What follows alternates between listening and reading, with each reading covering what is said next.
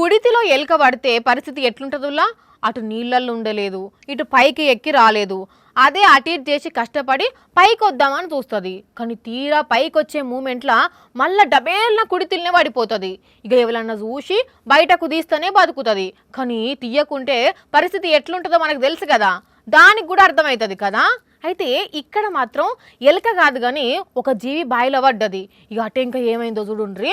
నీళ్లు లేని బాయిలో పడి మే మే అని కేకలు పెడుతున్న మేక పిల్లను ఇగో ఈ తమ్ముని చేత కష్టపడి దించి ప్రాణాలు కాపాడిండ్రు. బీహార్ రాష్ట్రంలో ఇగో ఈ అమ్మలక్కలు ఆగో ఆగో పైకి వచ్చింది పో.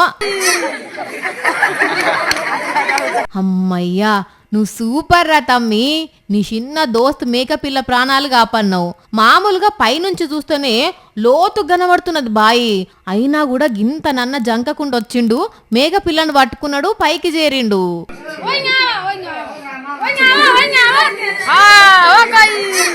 మరి తొంగబడి చూసి పానం సొలిగి పడ్డదో ఇంత బాయి మీదకెక్కి గంతులేసుకుంటా జారిందో గాని మొత్తానికైతే బావిలో పడి ఇంతవరకు తెచ్చుకుందుల్లా.